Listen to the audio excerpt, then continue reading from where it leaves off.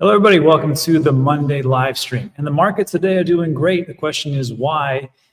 And really, I think the bigger question is just how great this feels. So as we take a look at it, we can see that, of course, the market's doing what the market does. A little bit of volatility to the upside, finally. And I have to tell you, it's a pretty great feeling after we've been dollar cost averaging, it seems like roughly forever. And finally, we get to one of the green days that we've heard so much about. And I have to tell you, it feels pretty good. Bitcoin's at almost going to go into 108,000. Actually, let me refresh this. This was from 20 minutes ago, so maybe it dropped. No, it's almost actually went up. 107,925, almost 108,000. Ethereum's at 2,600, XRP. And you can see in the top 10, which is a lot of market cap, that over 24 hours has been quite an appreciation. And one of the bigger increases would be Hyperliquid at almost 8%, 17% for the month. And I think Sui and Hyperliquid, it's just, you can't fight. It's just going to be one of the darlings of this cycle. We'll see how it goes. And of course, the S&P 500 is looking pretty good as well. The traditional markets do not like a little bit of volatility. They don't like ambiguity, and especially with what's going on with Iran and Israel. But let me refresh this real quick. Still looking pretty good over 5 days, a little bit of recovery over 1 month. Yeah, still looking great. So the question is why? Why is this all going on now? And actually what's really happening? And there's a report that just came out roughly 45 minutes ago to an hour that said that Iran is looking to de-escalate hostilities with Israel and negotiate. Now, this isn't a geopolitical channel. I mean, we know that there's a war going on right there. Hopefully it de-escalates and peace treaty is done. But I mean, peace treaty seems like, or handshake seems like it comes and goes and things happen. So if it does come out and they actually have a treaty in place, fantastic. I just don't see things lasting. But regardless, it's good for the market. And we have to deal with a little sphere of control, right? There are so many things that are out of our control. One of those is investments into the crypto and digital asset space. So I need you to focus on just these things and let everything else play out, because it's not like we can do a mass amount of change. So let's deal with the things we can deal with. This is one of those. Matt Hogan, CIO for investments over at Bitwise, he put an article out. It was an article before where Bloomberg was talking about how stablecoins. Again, I've been talking about stablecoins this channel for quite a bit. If you've been tuning in the channel, you know why.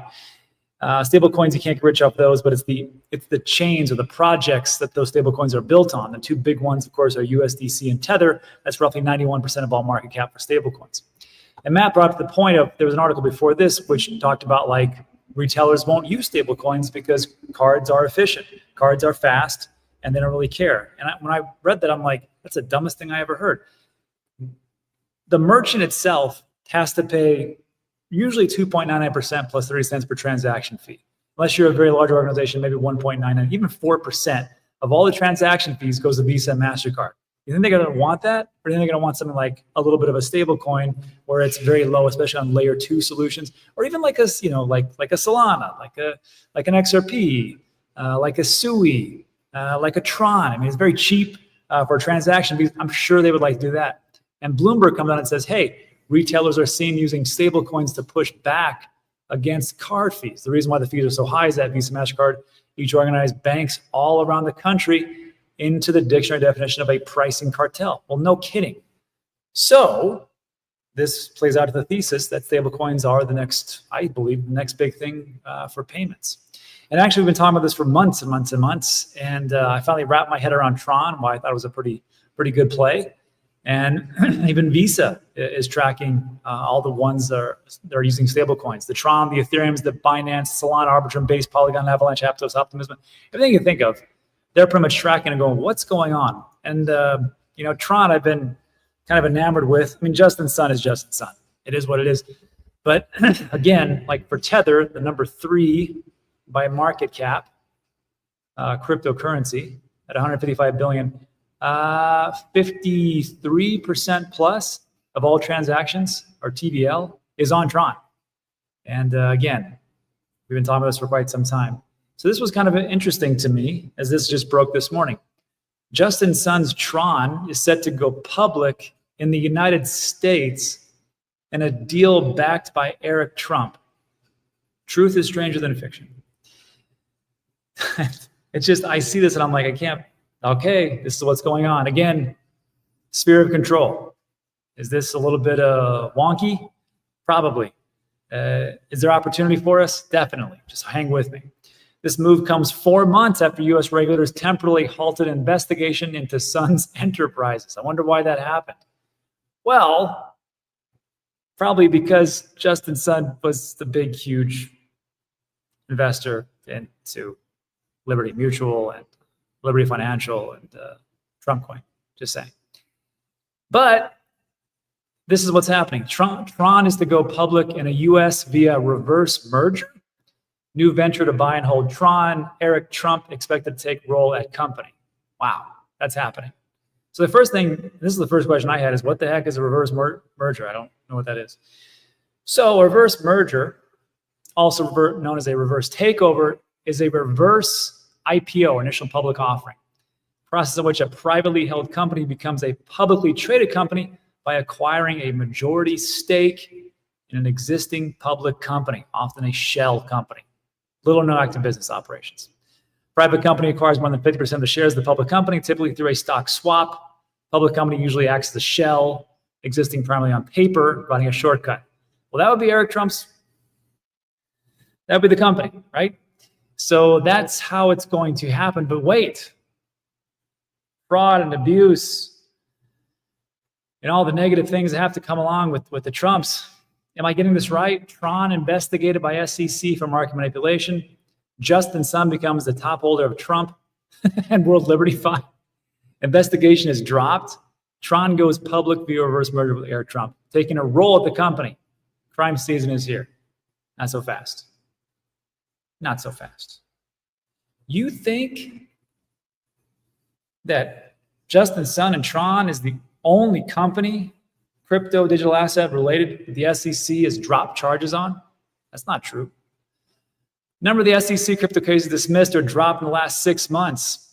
Binance, Coinbase, Robinhood Crypto, Uniswap, OpenSea, Consensus, Gemini. Investigations into several other companies such as Circle, Immutable, and Crypto.com have also been closed without charges being filed. Now, I'm not here to say that this isn't a little bit odd. I'm just saying he's not special. This isn't the only one. And there has to be that type of accountability when we talk about these things, right? So what does this mean for you and me? Should we go out there and start marching, saying, down with Tron, this is awful? Or maybe we say, maybe this is where the winds are blowing and I might want to invest into that. I don't know. It's up to you. I'm not your dad. But I'll tell you this. I mean, for me, it's been pretty simple. We did this video a couple of days ago. This is what I'm buying.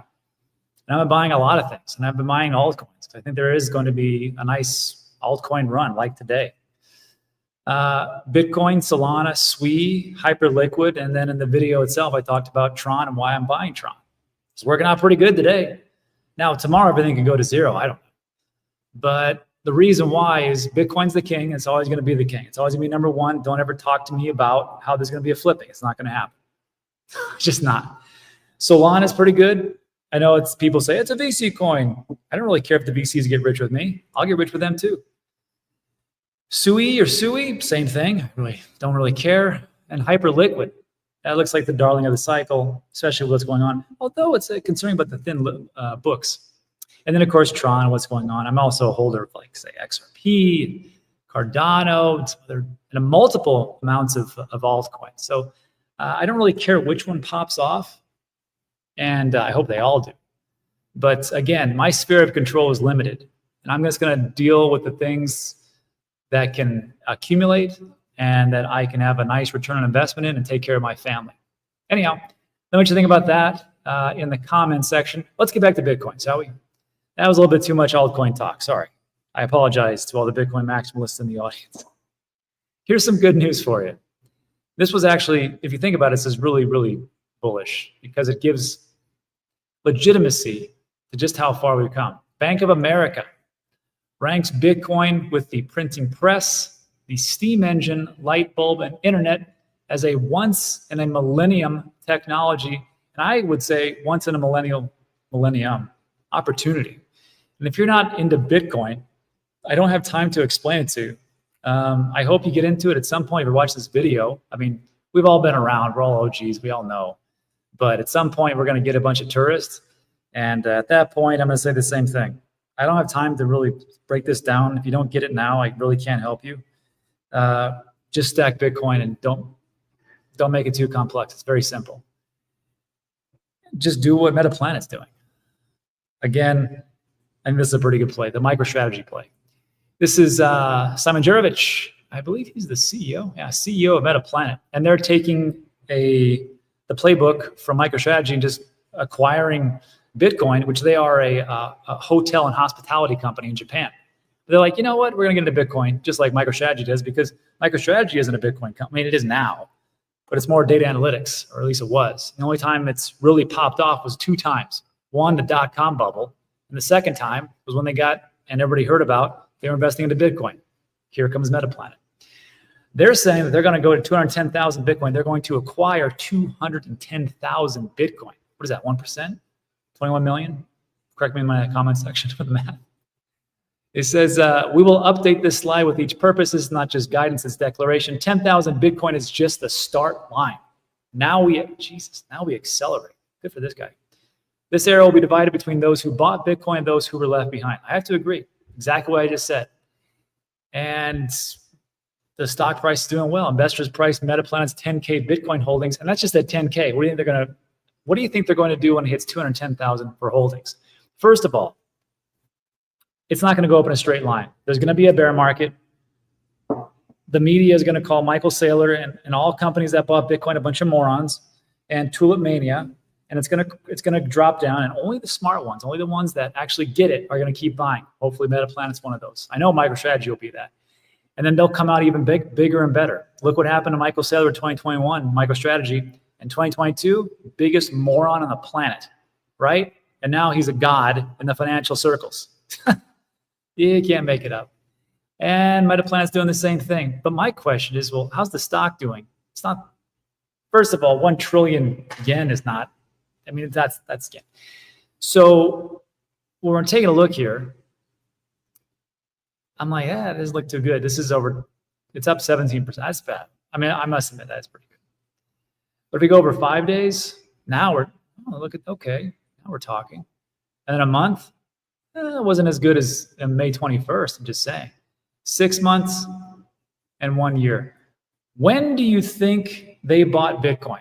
I'm just going to stop right here. When do you think they bought Bitcoin, Metaplanet? Do you think they bought here and then it dropped down? Do you think they bought over here? Or do you think they bought somewhere like right here? May 15th, or maybe May 1st, or maybe below. When do you think they bought Bitcoin? I'm just going to see. Nasha says, hola. Ah, Marky's here. One of the legends of all time. Happy belated Father's Day. Thank you, Marky. It's nice. Ficoin. Oh, no. Oh, look at that. What a shame.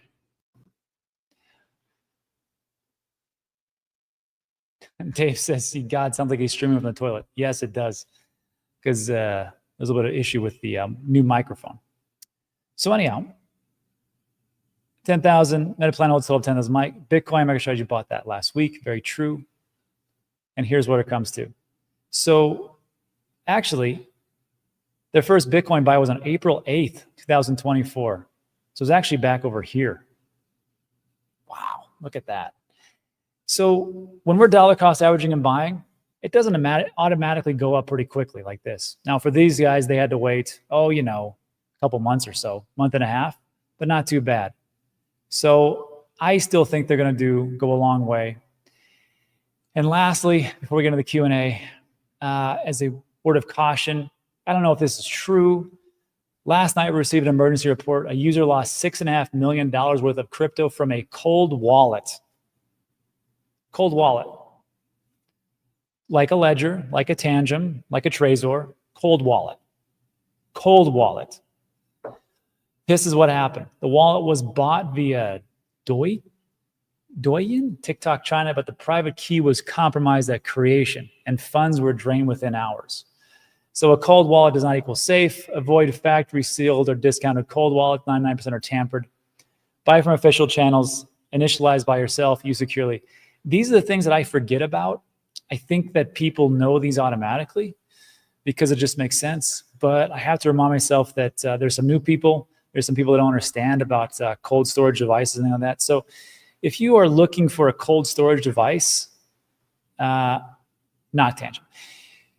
There's one called TANGEM. There's also one called Ledger. I personally prefer TANGEM myself. I have multiple ones, and you can get them from the official website. Links in the description. I show you how to use it, how it breaks down, how you can swap within your cold storage device, and how you can stake within your cold storage device. That's it for today. So look, if you like today's video, give it a thumbs up, consider subscribing. We talk about is time sensitive. Now we'll get into a little Q&A, answer all your questions to the best of my abilities, and we'll go from there. So anyhow,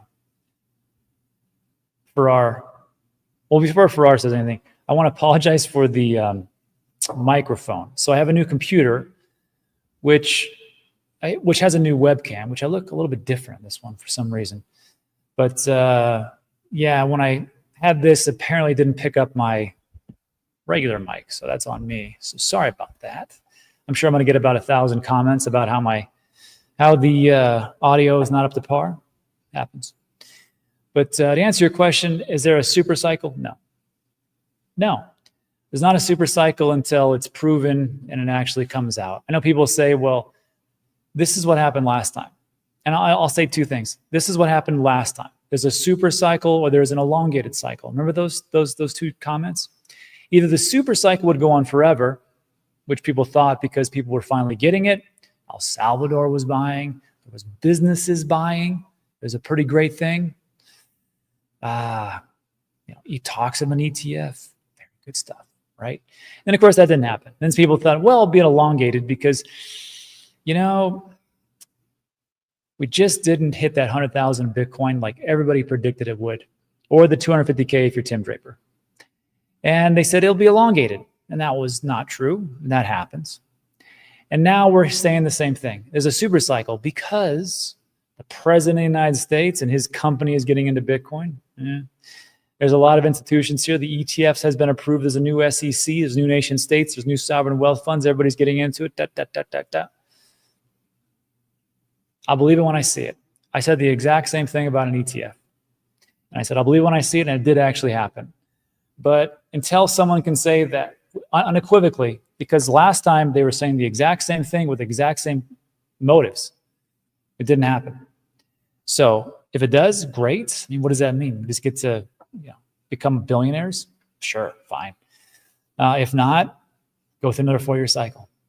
Let's see.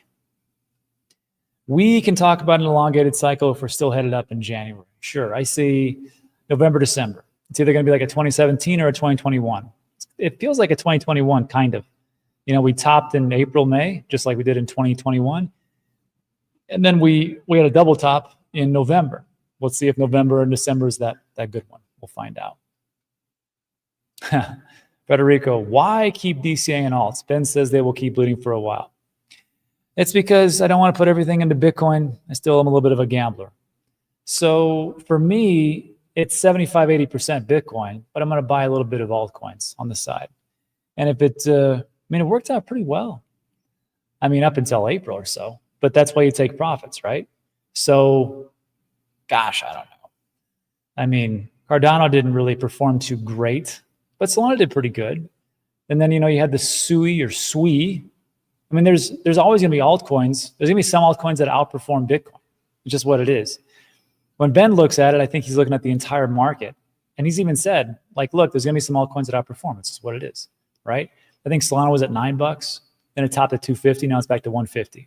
I think Sui was 32 cents, topped out of near $4. Now it's down to $3 or something like that.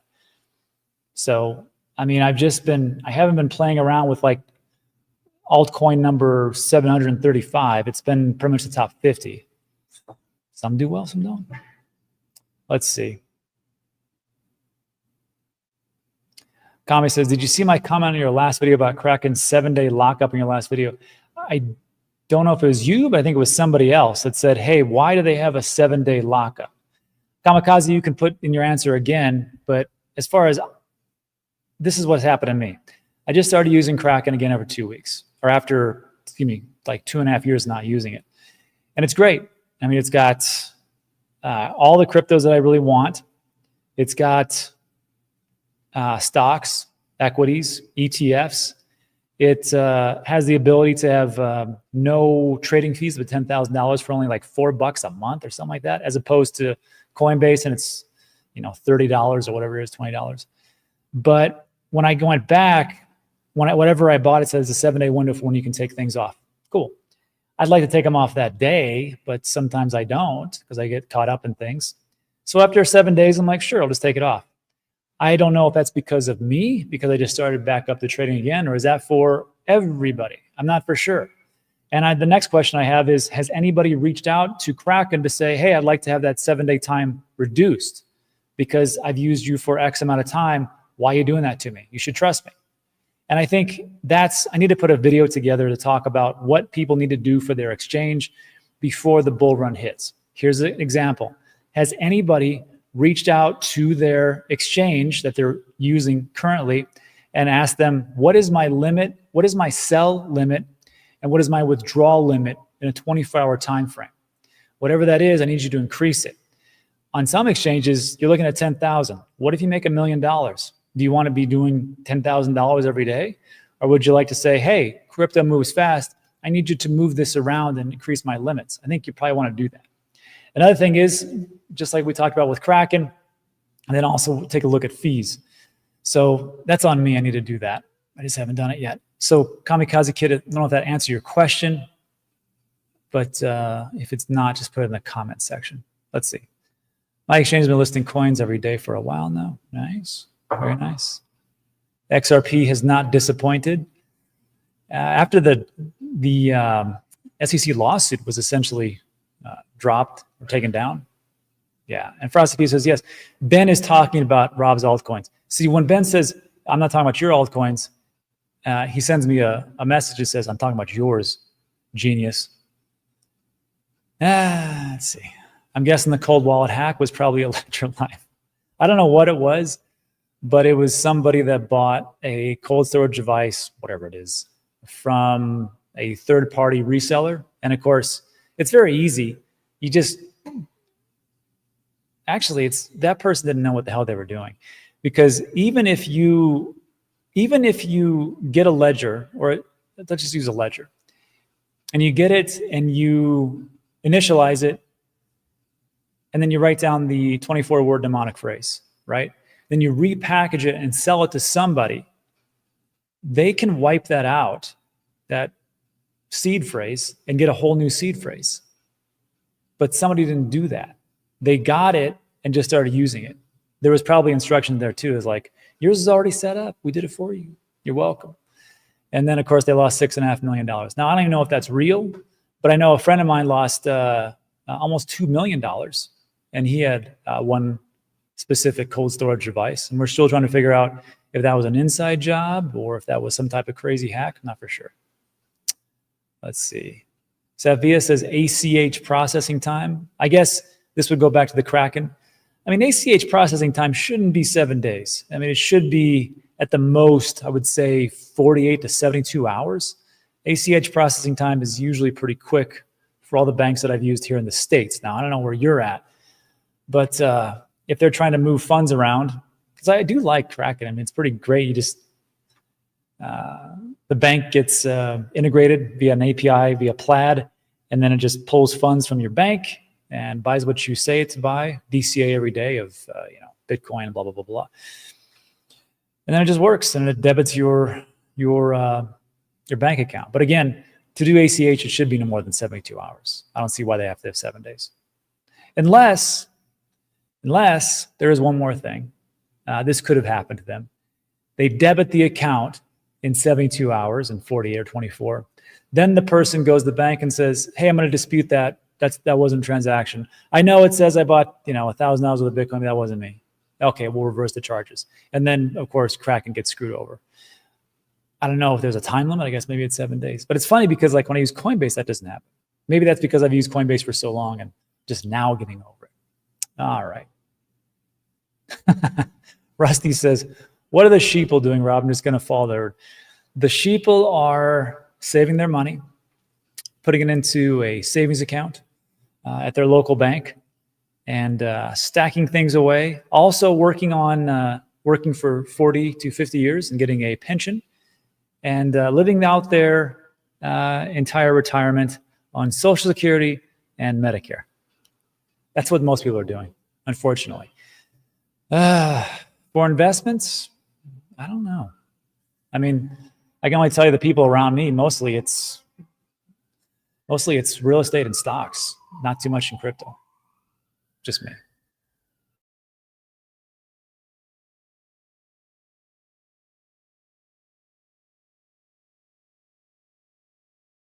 Yeah, it's to stop scammers doing chargebacks against Kraken after withdrawing crypto to a wallet. Yeah, it's very true. But again, like this must be an issue with somebody who is new to Kraken or hasn't used Kraken in a while, like myself, as opposed to someone who's used it for like a year or 2 years. I bet you after, I don't know, a couple months or so, I could probably call. And you know what's great about Kraken? I know I'm talking a lot about Kraken. What's great about them is that they do have customer service. And I did a video on it. And you can actually talk to somebody. Now, unfortunately, you have to go through a couple of hoops and like requesting, but they do have somebody who talks to you, which is pretty crazy to think about.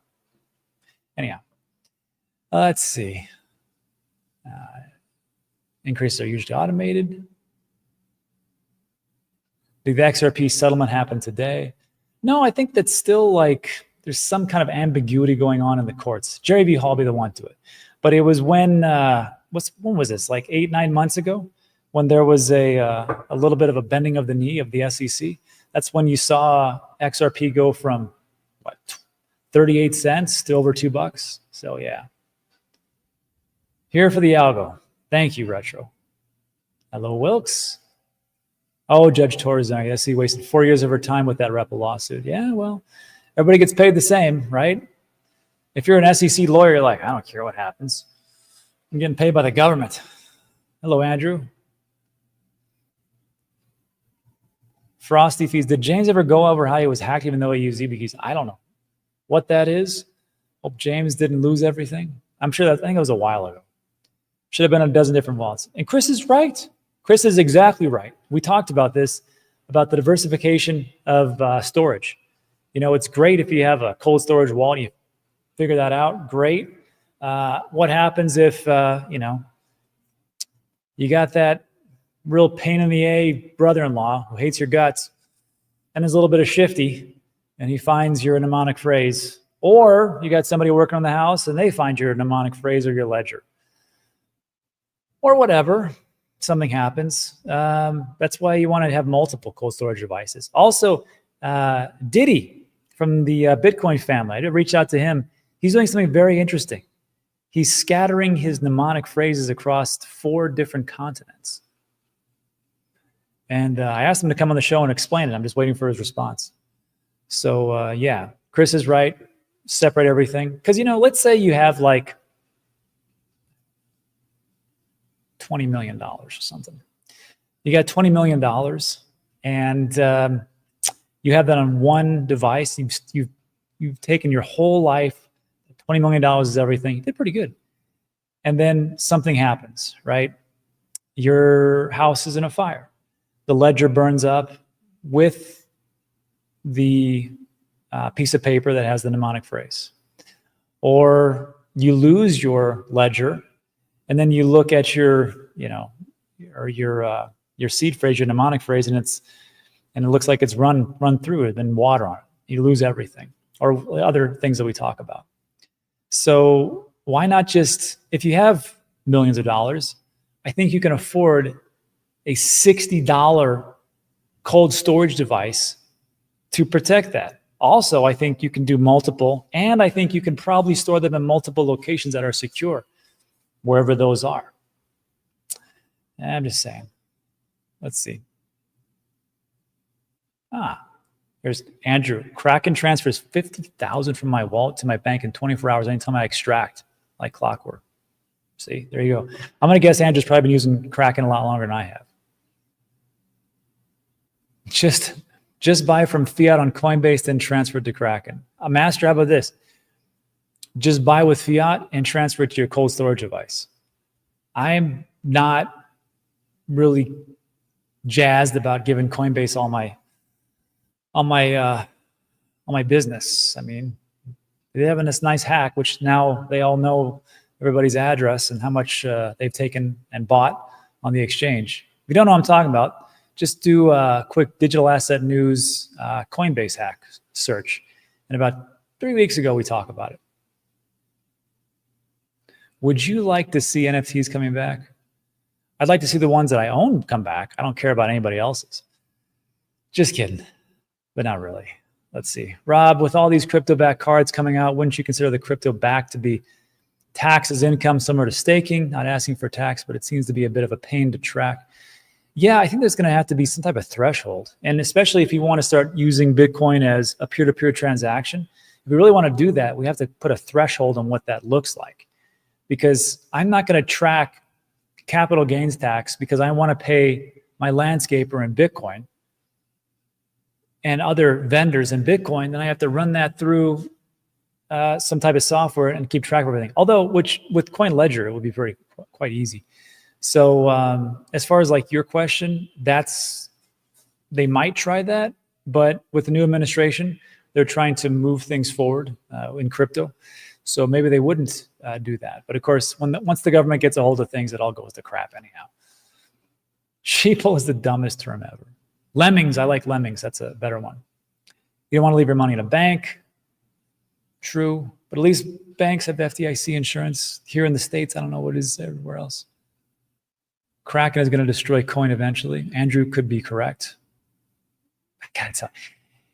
Yeah, it's pretty good. If you want to sign up for Kraken, you get $50 to use the service. There's a link in the description. And all you got to do is trade $200 or like buy $200 worth of crypto and they give you $50. Why wouldn't you do that? Let's see. Rob, what do you think about Antarctic exchange? I'm not for sure about the exchange, but I know that the Wall Street Journal, or no, the New York Times said that they have discovered radio frequencies coming from deep within Antarctica. I believe those are aliens. I don't know any Antarctic exchange, sorry. Dave Portnoy answers all Kraken inquiries. Nice. See a golfer? Have fun in Florida? Kamikazes. This is good stuff here. You can withdraw instantly if you push stablecoin to Kraken, then buy and withdraw. I see. I know it's like with Coinbase, there's a certain setup that if you sell to cash, there is some type of wait time and the cost is pretty high. But if you sell from, say, Ethereum to USDC, then there's like very low or no fees. And then you can transfer. I know it's going to sound weird, but you can transfer the USDC amount to your bank account. Obviously, you're not transferring the stablecoin USDC. They give you the dollars because it's backed one-to-one by USDC. And I thought that was a pretty good hack for Coinbase. Instead of trying to just go to cash and this way, just go to USDC in this way. So now I got to figure it out with Kraken, and it sounds like everything's stablecoin as well. Need to do a video on that. Hit him straight, golfer. Andreas says, is the market tired of these wars? It just doesn't matter that much. I think most of us have been a little desensitized to everything that's going on. We had one with India and Pakistan. That was a big nothing. And then, of course, we keep hearing about Russia and their war with Ukraine. And it seems like there's a settlement just around the corner every week. And now, of course, we have Iran and Israel. And, you know, we hear something about de-escalation, and we're like, yeah, show me the money first, and we'll go. Can you ask Guy to do a deep dive on Kita? I can. I don't know if he'll do it, but it'll be interesting. Kita, if you guys don't know, I think it's ranked 132nd, maybe lower now. It just clocked in at TPS of like 11 million or something like that. Let's see. But just because it does that fast, which sounds amazing. The question is, can it duplicate that? And what's it going to look like under load? And how many nodes did they use? And how many transactions really was it? So I think that's the bigger question. On that one, maybe you take a little gamble on that one. Who knows? There is no protection. Yeah. The real PG says the banks won't cover that anymore. Yes, they will. If you're talking about FDIC insurance, yes, they will. How many have actually tested to restore from their mnemonic? I personally have. There's this website. It's 100% free. It's also mine. There's a link in the description. And when I talk about Ledger and setting up, I specifically tell you, now I need you to wipe everything out and put it back to the base settings. And you're going to use the mnemonic phrase, and I'm going to show you how all of your crypto that you thought is gone is now still there just by using the mnemonic phrase or the 24 words. And also a passkey. And I show you how to do that, and then you feel a little more comfortable and you can use it more substantiated way. So try that. Hello, me. I've been using them ever since Binance went down. Kraken's pretty good. See, I stopped. You sound lazy. I stopped using Kraken because it couldn't connect to my bank account by Plaid. And since I like the dollar cost average every single day, it wasn't doing me too much of a good, and I got lazy. Hello, Pause. Hello, Rusty Bot. AI from Google, Microsoft have key loggers and all your passwords are compromised. Microsoft Copilots is a crime. Probably so. But let's be honest. Every single one of us here, all your data is online. All your socials are online. All your date of birth. I have an interesting story. So when we were in the Bitcoin conference in Las Vegas, I had a dinner with some friends. And one of those is he's the CEO of a pretty big crypto company. And we're sitting there drinking beers. And he said, God damn it. He goes, that Coinbase hack really screwed me. I said, oh, really? What happened? And he said, yeah, he goes, because now those guys, those hackers, they know how much I've bought. They know how much I've taken off. They know my social, which he's like, everybody knows my social anyhow, because that's just the dark web. Date of birth.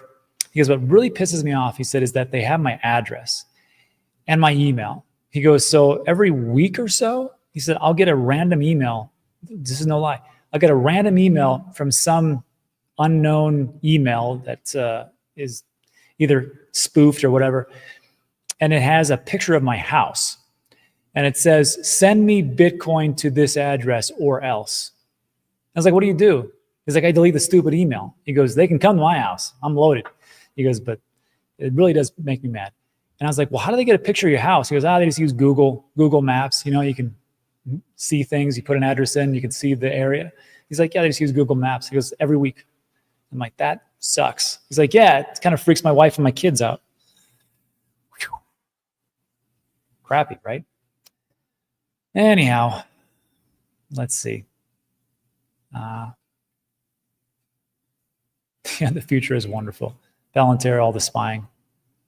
Hey, Rob, what do you think about Polkadot right now? I think it was, there's been some activity. It looks like there's been some pickup. And I haven't really done a deep dive into it. I know there's positive things going on. I don't know the specifics. Someone could fill me in, that'd be great.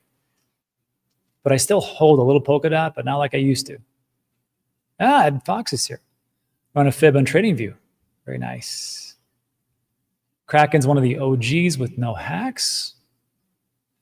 Wish Jesse Powell was still there. Hitting licks. I get fake calls from Coinbase, Ledger, and those scammers. Yeah, I get calls too. DMs a lot. And yeah, stupid emails. Meme says, time to switch your email to Proton or something other than that you have. Proton's, I've seen it's more of a protection. I have to tell you, it looks pretty good. Who the heck did this? Big Pay is here. Big Pay, if you don't follow him, one of the Cardano OGs. And he just gifted 10 digital asset news memberships. Thank you, Pay, for giving away probably one of the greatest gifts you can ever give to anybody, a digital asset news membership. And I know that Father's Day was yesterday, But I think that more than makes up for it. So thank you, Big Pay, for doing that. Question for Pay, if he's still in the audience. What do you think about Charles Hoskinson and his live stream he just did about an hour and a half ago, where he laid down the groundwork for taking $100 million out of the Cardano treasury and buying Bitcoin and moving in that direction? Good news or bad news? I personally am for it. I think that's pretty great. And especially if you're cross collaboration, it's hard to talk trash if you're a Bitcoin maximalist when you're like, hey, that project invested in Bitcoin. I kind of like those guys now. Yeah. Rob, that kind of behavior should report to the police. I agree. But Big Pay is giving away stuff? Oh, the other thing. Just kidding. Master Blaster has a good point. Change your Coinbase email and password in your Google Authenticator app codes for Coinbase. Very true. Weekly should work. Sure. Doc Stride's got a great question. What is Proton? Well, what we should do is just look that up. What is Proton? So it's a free email account with, I guess, privacy and encryption. If someone has a Proton email, shout this out. Is this the correct address? Proton.me. Is that right? I think it's right. Let's see. What makes this different? Most popular email providers such as Gmail, Outlook, and Yahoo scan the content of your emails and use your email address to create a detailed profile on you and profit from your data. That doesn't sound like something Google would do, but okay. That was sarcasm. Proton mails end-to-end encryption and zero-access encryption ensure only you can see your emails. Not even Proton can do the content. Oh, that's pretty cool. No more trackers in your inbox. You know, this is actually something we should do. How many of you have to wake up every day and delete all the spam emails? And it's usually like 50 or more to get to like one email. Ad-free, always free, high standards of privacy. I might have to do this. Standard email for email privacy. Safe from spam and phishing. Password protection. Hide my email. Oh, man. Those guys should be a sponsor of this channel. Sweet Mary and Joseph. That's pretty good. Good times. Yeah. Rob, maybe you should start using a P.O. box as your home address. I should. Well, I mean, for the business, that's what we use. Proton is decent. Everybody loves Big Pay. Charles confirmed the midnight airdrop would happen on the Daedalus wallet. Cool. I have that. I know people say it's an old boomer wallet, but whatever. Can I have a membership? You have to ask Pay. Pay's doing good things. Thanks, Big Pay. Ripple's buying Cardano. That would be something. Oh, looks like they are collaborating.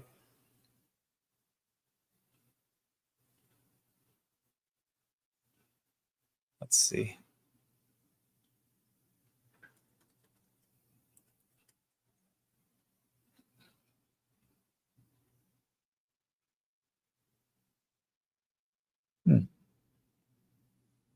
Rob, I've been with you since Crypto Nobes. You ever hear from him?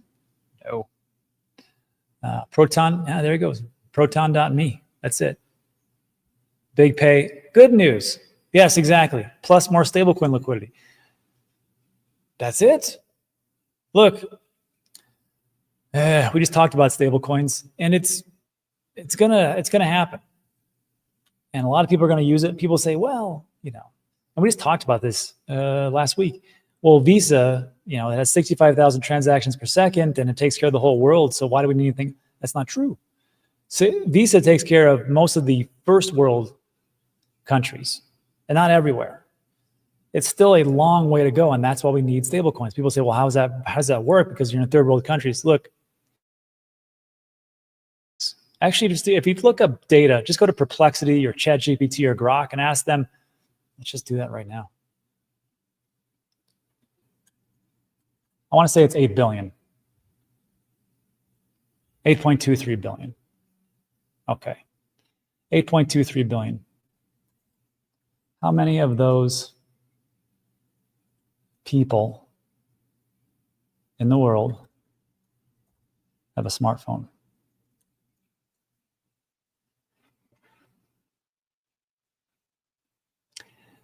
Isn't this crazy?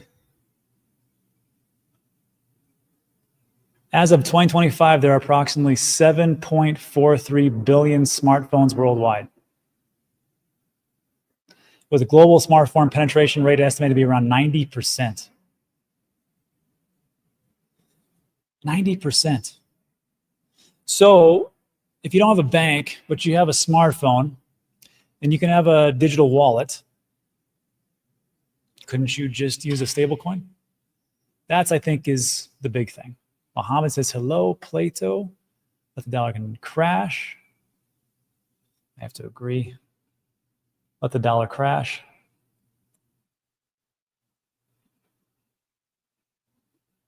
And what else?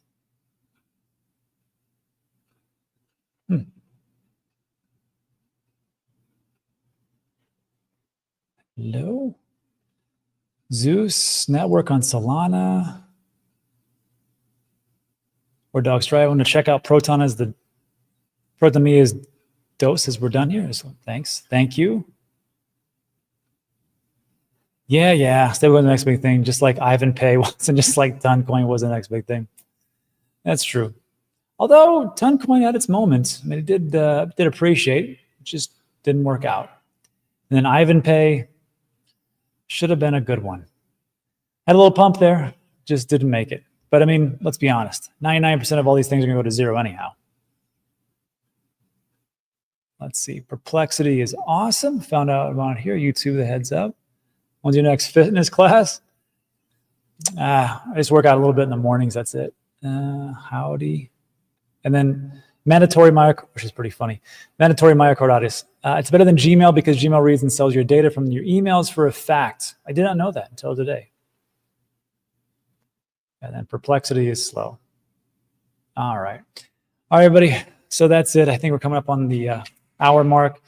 So thanks for stopping by. I do appreciate it. So Monday, let's see, Tuesday, Wednesday, Thursday, we have NFA Live. I think it's on Ben's channel this time. So I'll see you guys on that one. But we'll do another session tomorrow. Hopefully the things hold up and we'll see how it works out. But that's it for today. So thanks so much for stopping by, everybody. I appreciate you. And I'll see you on the next one. Have a great rest of your day. Adios.